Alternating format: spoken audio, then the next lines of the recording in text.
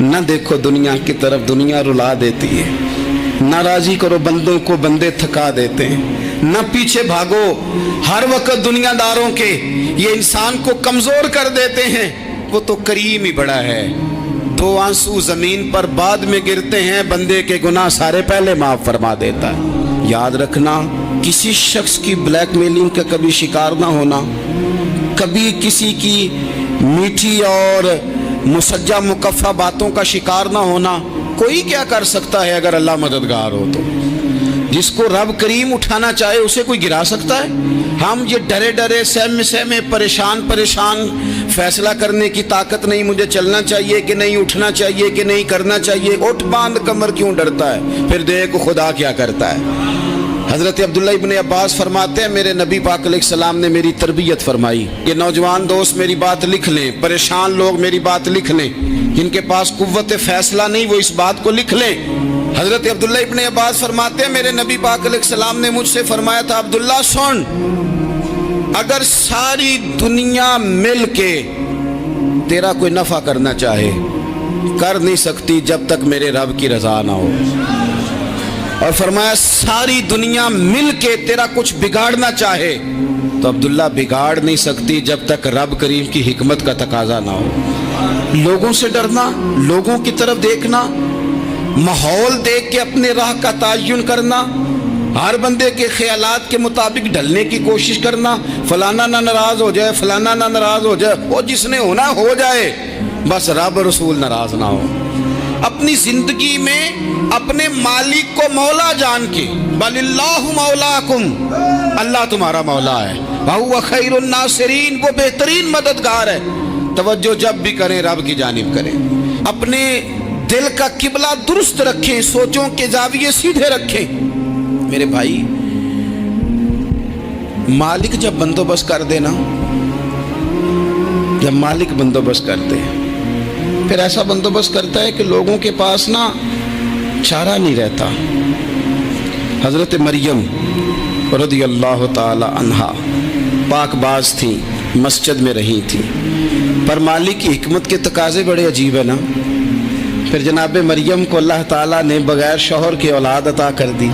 یہ بات ہی ایسی تھی، وہ کسی نے کہا تھا کہ مخلوق تو فنکار ہے اس درجہ کے پل بھر میں سنگے در کعبہ سے بھی اصنام تراشے، تم کون ہو کیا چیز ہے داغے کبابی، لوگوں نے تو مریم پہ بھی الزام تراشے۔ تو لوگوں نے کہا کدھر سے لے آئی بچہ، تیرا باپ تو ایسا نہیں تھا، کہاں سے لے آئی؟ اللہ کرے میں آپ کو سمجھا سکوں، ذرا اپنے آپ کو وہاں کھڑا کریں کہ ایک پاک باز عورت، پاک باپ کی بیٹی، طیب ماں کی بیٹی، اور اللہ کے گھر میں پرورش پانے والی خاتون، ایک وہ وقت اور ایک یہ وقت کہ اس عورت کو کٹہرے میں کھڑا کر کے پوچھا جا رہا ہے کہ معاذ اللہ تیری گود میں بچہ جائز نہیں ہے، کہاں سے لائی ہے؟ اب خود سے صفائیاں بندہ کتنی کو دے، کتنی کو وضاحتیں کرے۔ اور میں نے تو اپنی زندگی میں دیکھا ہے زیادہ وضاحت دینے والے کو بھی لوگ جھوٹا سمجھنے لگ جاتے ہیں، زیادہ وضاحت دینے پر بھی لوگ کمزوری کا اظہار سمجھتے ہیں کہ کمزور پڑ گیا۔ آپ صلح کی کوشش کرتے ہیں، سامنے والا بزدل سمجھ لیتا ہے، زیادہ وضاحتیں بھی کمزور کر دیتی ہیں۔ اب حضرت مریم کو کٹہرے میں کھڑا کر کے کہا بچہ کس کا ہے؟ تو پھر خدا بندوبست جب کرے، اللہ جب مددگار ہو، تو پھر حضرت مریم کی گواہی درختوں سے نہیں دلوائی، اس نے پتوں سے نہیں دلوائی، پھر فرشتے نہیں بھیجے۔ حضرت مریم کہنے لگی مجھ سے نہ پوچھو، وہ جو پنگوڑے میں ہے اسی سے پوچھ لو، ان سے پوچھو نا وہ کون ہے، پوچھ لو ان سے، کر لو سوال۔ انہوں نے کہا پنگوڑے میں چند دنوں کا بچہ، یہ جواب دے گا؟ مددگار تھا رب،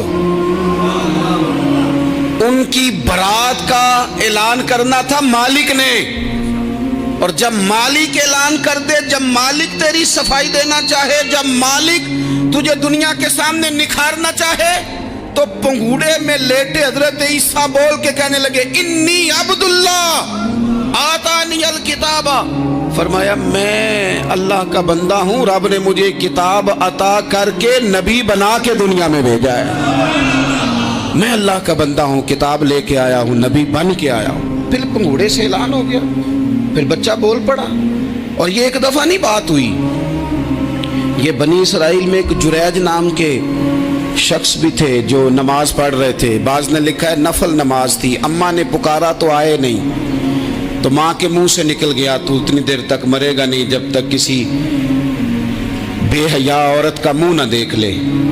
تو وہ عبادت گزار تھے، لیکن لوگوں نے ان کی عبادت، ریاضت، پرہیزگاری کو نہیں دیکھا، بس ایک عورت کو بھیج کے الزام لگوا دیا۔ وہ عورت آیا جایا کرتی تھی، اب آ جاتی ہیں عورتیں، مسئلہ پوچھنے کی نیت سے بھی آ جاتی ہیں۔ ماحول میں کچھ جگہ ایسی بھی ہیں جہاں عورتیں دم کرانے کے بہانے آ جاتی ہیں۔ وہ خاتون آتی جاتی تھی اس خانقاہ پہ، آستانے پہ، یہ بخاری میں موجود ہے۔ پھر اس نے کہا میری گود میں جو بچہ ہے یہ انہی کا ہے۔ مجھے بتائیں کیسے بندہ وضاحت دے؟ حالات خراب ہو گئے، لوگ کٹیا جلانے لگے، ماحول اور طرح کا بن گیا۔ میرے نبی پاک علیہ الصلوۃ والسلام فرماتے ہیں پھر اس رب کے بندے نے کہا مالک تو کریم ہے، تیری مشیت کا تقاضا آیا جو میری ماں نے جملے بولے تھے، پر اب میں وضاحت دینے کے قابل نہیں رہا، اب تو ہی کرم کرے گا تو دروازہ کھلے گا۔ تو وہ چند دنوں کا بچہ پنگوڑے میں بول کے کہنے لگا میں اس درویش کا نہیں، میں تو فلانے چرواہے کا بچہ ہوں، وہ جو بکریاں چراتا ہے۔ رب کی مدد کو پکاریں، اپنے ساتھ اپنے مالک کی مدد کو شامل کریں، تھوڑے رزق پر بھی گزارا اچھا ہونے لگ جائے گا۔ سارے لوگ آپ کو گرانے کی تدبیریں کر رہے ہوں گے اور مالک آپ کو عزتیں عطا فرما دے گا، اس کی بارگاہ سے حکمت کا تقاضا اور ہو جائے گا۔ ہم نے ساری زندگی لوگوں کو راضی کرنے میں گزار دی، ساری زندگی بڑھاپا آ گیا بچوں کو پالتے، اور بچوں نے آخری عمر میں کہہ دیا ابا اگر کوئی ڈھب کا کام کر لیتے تو آج ہمارے دن بھی پھر نہ جاتے۔ ساری زندگی گزار دی بہن بھائیوں کو راضی کرنے میں، ساری زندگی گزار دی ذمہ داریاں اٹھانے میں، ان کو 99 دفعہ دیا، ایک دفعہ نہیں دیا تو انہوں نے کہہ دیا تو نے تو کبھی دیا ہی نہیں، تو تھا ہی نہیں۔ ساری زندگی محلے داروں، علاقے والوں کو راضی کرنے میں گزار دی۔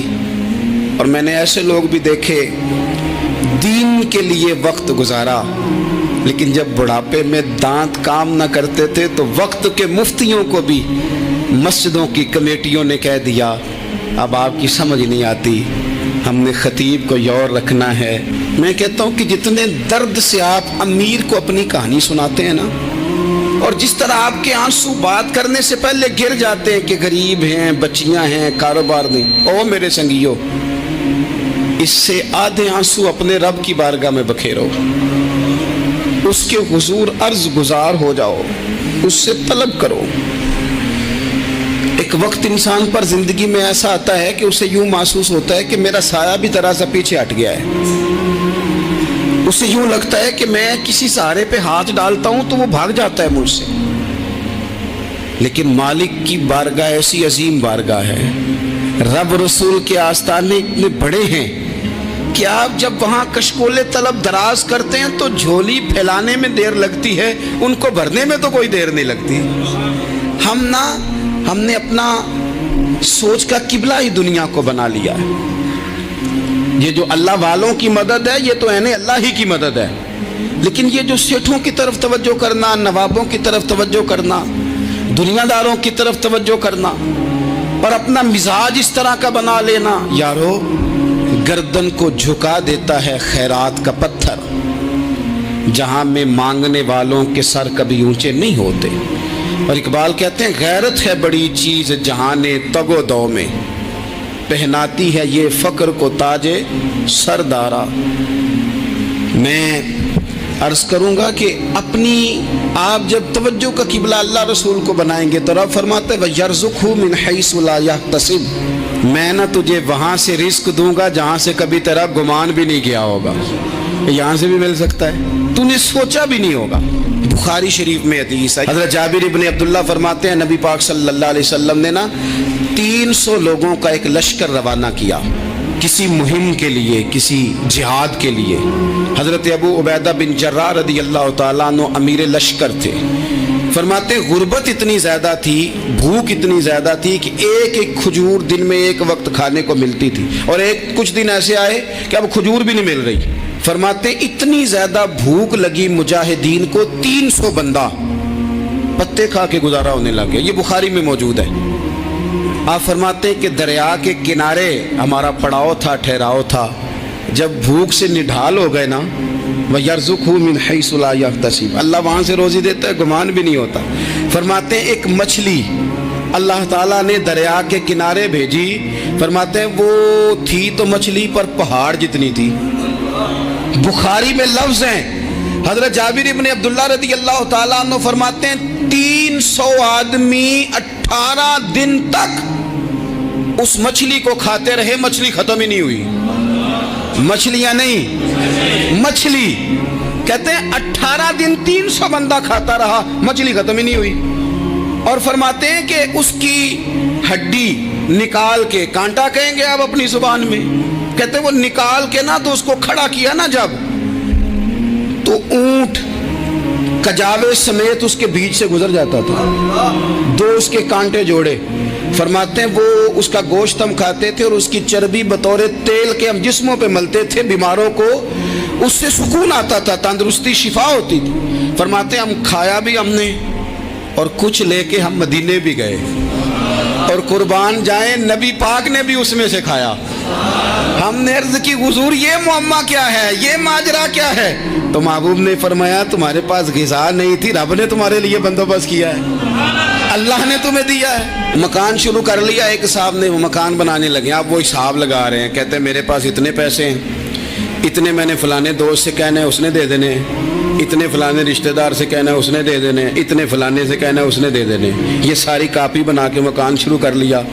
جو روز کہتا تھا نا کوئی حکم ہو جاتے دسی، سب سے پہلے اس کو کہا میاں پیسے چاہیے دین. وہ کہندا ہو کل ہی منڈا ٹوریا ہے، کہدے تو پرسوں 10 داتے لب جانے سن. میں آپ کو اپنے تجربے کی بات بتا رہا ہوں. جن لوگوں کا خیال ہوتا ہے نا کہ آپ سٹارٹ کریں فلانا کام، ہم آپ کے ساتھ ہیں، اللہ کا ہی کوئی نظام ہے، وہ بالکل بھی نہیں ساتھ ہوتے. لیکن ایسا نہیں ہے کہ کوئی ساتھ نہیں ہوتا. اللہ تعالیٰ بڑے اسباب پیدا کرتا ہے، وہاں سے دیتا ہے جہاں سے گمان بھی. ہمارا یہ ذہن بن جاتا ہے ہم ساری اپنے حساب سے چلتے ہیں، اتنے رشتہ داروں سے، اتنے، وہ کون آپ کے ساتھ چلے گا؟ سوال ہی نہیں پیدا ہوتا. یہ سارے کام چھوڑ کے سب سے پہلے 2 رکعتیں پڑھو، اپنے رب کی بارگاہ میں، رسول کائنات کی بارگاہ میں گزارشات اور استغاثے پیش کرو، وہاں سے خیر طلب کرو. دنیا دار کیا دیں گے، کیا دے سکتے ہیں، کیا حیثیت ہوتی ہے کسی؟ اللہ کہتا ہے وہاں سے دوں گا. تو جو اللہ مال دے وہ لینا چاہیے کہ رشتہ داروں کا مال دیکھنا چاہیے؟ جو اللہ دے وہ لینا چاہیے کہ سیٹھوں نوابوں کی جیبیں دیکھنی چاہیے؟ جو اللہ دے وہ قبول کرنا چاہیے یا دیکھنا چاہیے کون سا آدمی کہاں پہنچ گیا؟ چھوڑو، اپنی مٹی پہ چلنے کا سلیقہ سیکھو. کسی کے سنگ مرمر پہ چلو گے تو پھسل جاؤ گے، پھسل جا. اس پر ایک اور بات عرض کر دوں، صحیح بخاری سے، مسلم سے ایک اور بات. کچھ چیزیں ایسی ہیں جن سے اللہ کی مدد آتی ہے، مدد ملتی ہے. ایک چیز ان میں سے ایسی ہے جس سے بہت مدد نازل ہوتی، وہ ہے کہ جب رب آپ کو دے نا تو پھر آپ بھی اس کے رستے میں دیں، پھر مدد آتی ہے، پھر اور آتا ہے. بخاری مسلم میں حدیث ہے، یہ زیادہ ہی توجہ طلب امر ہے، اس پر آپ غور کریں گے. حضرت ابو ہریرہ فرماتے ہیں کہ نبی پاک علیہ السلام نے فرمایا ایک شخص نے بادلوں کے اندر سے آواز سنی کہ فلاں آدمی کا کھیت اور باغ خشک ہو گیا ہے، وہاں برسو اور اس کے کھیت کو سیراب کرو. وہ بڑا حیران ہوا کہ بادل سے آواز آ رہی. پھر اس نے دیکھا کہ ایک پہاڑی پر بارش ہوئی، وہ بادل وہاں برسا، پھر نالیوں سے ہوتا ہوا پانی ایک طرف چلا. تو جس نے آواز سنی تھی، حضور بیان کر رہے ہیں، وہ بھی پیچھے پیچھے چلا کہ پانی کدھر جا رہا ہے. اس نے جا کے دیکھا کہ ایک مقام پہ ایک باغ کو وہ پانی لگ رہا ہے اور ایک آدمی وہ پانی لگا رہا ہے. اس نے اس سے پوچھا تیرا نام کیا ہے؟ اس نے کہا کیوں؟ کہنے لگا بتا نا. اس نے نام بتایا تو کہنے لگا یہی تو وہ نام ہے جو میں نے بادلوں کے اندر سے سنا ہے کہ فلاں کے کھیت کو پانی دے دو. اس نے کہا یار تو کیا عمل کرتا ہے کہ اسپیشل تیرے لیے بارش برسے؟ یہ بخاری پڑھ رہا ہوں، سیاستہ سے حدیث عرض کر رہا ہوں. اس سے پوچھا تو کیا کام کرتا ہے کہ جناب اللہ تبارک و تعالیٰ کا حکم کرم آیا کہ خاص تیرے لیے پانی برسے اور تیرے کھیت کو سیراب کرے؟ تو اس نے کہا چھوٹا ذمہ دار ہوں، پر جب فصل اگتی ہے تو 3 حصے کرتا ہوں. ایک حصہ اپنے بال بچوں پہ، بہن بھائیوں پہ خرچ کرتا ہوں، ایک حصہ پورا، اور ایک حصہ دوبارہ کاشتکاری پہ لگاتا ہوں، اور تیسرا حصہ خالص میں نے مسکینوں، یتیموں اور غریبوں کے لیے رکھا ہوا ہے. وہ جو تیسرا حصہ اللہ کرے آپ سمجھیں، وہ رب کے بندوں پہ تیسرا حصہ خرچ کرتا ہے نا، تو کریم مالک نے فرمایا جہاں سے غریب کا حصہ جاتا ہے وہ کھیت خشک نہیں رہنا چاہیے، وہ جہاں سے مسکین روٹی کھاتے ہیں وہ خشک نہ رہے، جہاں سے یتیموں کو کچھ آتا ہے کہیں اس کی فصل رہ نہ جائے۔ میں اور آپ بھی اگر اپنے مال میں مسکینوں، یتیموں، غریبوں کے حصے رکھ لیں گے تو فصلیں خشک نہیں رہیں گی، ان کے اندر تازگی آئے گی، نور آئے گا، کرم آئے گا، خاص کر خدا کی رحمت برسے گی۔ مدد اللہ سے چاہیں، اپنی توجہات کا مرکز رب رسول کی ذات کو بنائیں، پھر آپ محسوس کریں گے کہ بڑی جلدی اللہ تعالیٰ کی مدد آنے لگی ہے۔ کبھی آپ صرف کہہ دیں نا میرا رب میرے ساتھ ہے، اس لفظ میں اتنی طاقت ہے کہ دشمن ویسے زہر ہو جاتا ہے۔ زندگی میں کسی سے بھی لڑائی ہو تو اچھی طرح سوچ لیں کہ اللہ اس طرف ہے یا اس طرف ہے۔ اگر آپ زیادتی پہ ہیں تو پھر رب مظلوم کی جانب ہے۔ اگر اللہ کی مدد آپ کے ساتھ ہے تو دنیا کی کوئی طاقت آپ کو گرا نہیں سکتی، اور اگر آپ مظلوم کے مقابلے میں ظالم بن کے آپ کھڑے ہو گئے ہیں اور آپ نے رویہ وہ اختیار کیا ہے کہ جس میں مدد نہیں آئے گی، تو پھر یاد رکھ لیں کہ آپ کوئی بھی ہیں، کہاں بھی ہیں، آپ کمزور ہیں۔ طاقتور تھے ابتدائے اسلام میں، ظاہری طاقت تھی کفار مکہ کے پاس، وہ ڈنڈوں سے مارتے تھے غریبوں کو، ان کے ہاتھوں میں ڈنڈے تھے، پر خدائی طاقت ان مظلوموں کے ساتھ تھی۔ صاحب زرقانی نے لکھا ہے حضرت زنیرہ رضی اللہ تعالیٰ عنہ ایک لونڈی ہے، غریب ہے، ماڑے دا کی کام محمد نس جانا یا رونا، غریب سادی بی بی اور لونڈی کنیزہ، ایک مشرک کی کنیزہ تھی، انہوں نے کلمہ پڑھ لیا، وہ ڈنڈوں سے مارتا، دروں سے مارتا، تکلیف دیتا۔ حضرت زنیرہ رضی اللہ تعالیٰ عنہ کو اتنا مارا، اتنا مارا۔ اب آپ ایک اور پہلو پر بھی غور کریں، مار بھی پڑ رہی ہے پر خدا ادھر ہی ہے، اللہ کی مدد ادھر ہی ہے۔ رب کہتا ہے کہ پہلے تو صبر کرنا، ان اللہ مع الصابرین، تو صبر کرے گا تو پھر رب کی معیت ملے گی، ذرا ٹھہرنا، تو تھوڑا ڈٹنا۔ ان الذین قالوا ربنا اللہ ثم استقاموا تتنزل علیہم الملائکہ، تو کہے اللہ میرا رب ہے، پھر تو پہلے ڈٹ، پہلے تو نے ڈٹنا ہے۔ ثم استقاموا، جو ڈٹ گیا، تتنزل علیہم الملائکہ، ڈٹنے والے کے لیے مدد آتی، پہلے تھوڑا ٹھہرنا پڑتا ہے، پہلے تھوڑا صبر کرنا پڑتا ہے، حوصلہ کرنا پڑتا، اس کے بعد مدد آتی۔ مار پڑ رہی ہے، مارا جا رہا ہے حضرت زنیرہ کو، ان کا مالک جو ہے ظاہری آقا وہ مار رہا ہے، یہ کنیزہ ہے، اتنا مارا، اتنا مارا، ان کی بینائی چلی گئی، نظر آنا بند ہو گیا۔ ابو جہل آیا اور کہنے لگا زنیرہ دیکھا نا ہمارے بت تیری آنکھیں لے گئے، معاذ اللہ، لات و منات ہمارے بتوں نے تجھے اندھا کر دیا۔ اب ایسا نہیں ہے کہ بی بی روتی جا رہی ہے، روتی جا رہی ہے، مایوسی مایوسی، معاذ اللہ، پریشانی، غریبی بڑی ہے، پوچھنے والا کوئی نہیں، یہ باتیں نہیں۔ کیا جملے ہیں خاتون کے، کیا لفظ ہیں۔ ابو جہل نے تنزیہ کہا، معاذ اللہ، کہنے لگا دیکھا نا ہمارے بتوں نے تجھے اندھا کر دیا۔ تو جناب زنیرہ آنکھوں کی بینائی گئی ہے، رات کو گئی ہے، دکھ ابھی تازہ ہے، لیکن اللہ پہ جو توکل ہے، اپنے مالک سے جو رشتہ ہے وہ اتنا مضبوط ہے، اتنا طاقتور ہے، اس میں اتنی گہرائی ہے کہ حضرت زنیرہ بول کے نا اتنی قوت سے بولی، اتنی طاقت سے بولی کہ پورے کفر پر لرزہ طاری ہو گیا۔ فرمانے لگی تمہارے بتوں کی کیا اوقات ہے کہ وہ میری بینائی لے جائیں، یہ میری رب کی حکمت کا تقاضا ہے۔ جب تک اس نے چاہا زنیرہ دیکھتی رہی، اور جب اس نے چاہا زنیرہ کی آنکھوں کی بینائی چلی گئی، اور اگر وہ چاہے گا نا تو بینائی واپس بھی کر دے گا۔ اگر ہو ذوق یقین پیدا تو کٹ جاتی ہیں زنجیریں، اگر وہ چاہے گا تو بینائی آ بھی جائے گی۔ حضرت زنیرہ نے رات کو یہ لفظ کہے، ابو جہل اور سارے کفار ڈر کے سن کے چلے گئے، آپ اطمینان سے آ کے بستر پہ سوئی۔ جب سویرے اٹھی تو اللہ نے آنکھوں کی روشنی واپس کر دی تھی۔ आंखों की अब छड़ी पकड़ी है, बाजारों में घूमती है, कहती है बुलाओ किधर है तुम्हारे नातो मनात, देखो मेरे रब ने रोशनी वापस कर दी, आकर मेरे साथ इधर आ, सितमगर हुनर आजमाए, तू तीर आजमा हम जिगर आजमाए। बीमार लोगों याद रखो, कह दिया डॉक्टर ने कि तू बड़ा बीमार है, तू बड़ा कमजोर है, ये हो गया वो हो गया, तो डॉक्टर अपने इल्म के मुताबिक बात कर रहा है, होगा तो वो जो मेरा रब चाहेगा। कमजोर हो जाना, परेशान हो जाना, तकलीफ में आ जाना, पता नहीं बात हो गई है तो जाने क्या हो जाएगा। अपनी जिंदगी के अंदर अपने रब से रिश्ता मजबूत करें, रसूल कायनात से रिश्ता मजबूत करें, अल्लाह वालों से रिश्ता मजबूत करें।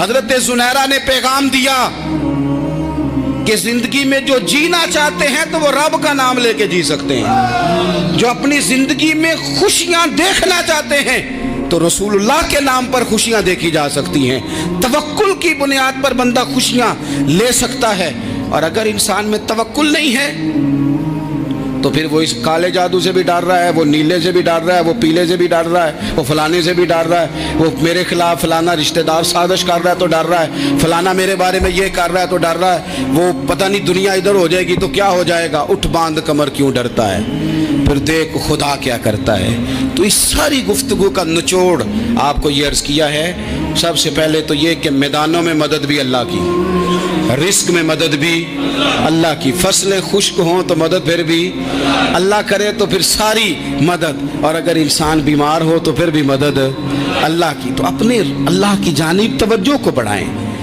आप अल्लाह से मदद के सवाली बने। तिरमिज़ी की एक हदीस है, मैं आपको ज़िंदगी का तजर्बा बताता हूँ कि जब मैं बड़ा परेशान होता हूँ तो ये वाली रवायत खोल लेता हूँ, मज़ा देती है।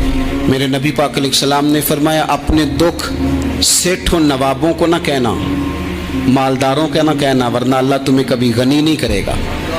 फरमाया अपने दुख अपने रब की बारगाह में अर्ज करना, जल्दी करे या देर से करे अल्लाह तुम्हें लोगों से बेनियाज कर देगा, अल्लाह तुम्हें गनी कर देगा। रात को बैठो ना उसकी बारगाह, उसे दुखड़े सुनाओ, छोटी छोटी बातें। हुजूर ने फरमाया नमक भी मांगो तो रब से मांगो, छोटी छोटी बात से शुरू करो ना। जब बंदा शुरू करता है ना छोटी छोटी चीज़ें तो बड़ी सारी चीज़ें ये इस तरह होता है जैसे बंदा रब से गुफ्तगू कर रहा है, मालिक मुझे ये चाहिए, मालिक मैं यहाँ कमज़ोर हूँ, अल्लाह मैं यहाँ परेशान हूँ। आप ये करके तो देखें, लंबी लंबी दुआएं मांग के तो देखें, उसके हुजूर जुड़ के तो देखें, आप देखेंगे राहत कितनी है, सुकून कितना है।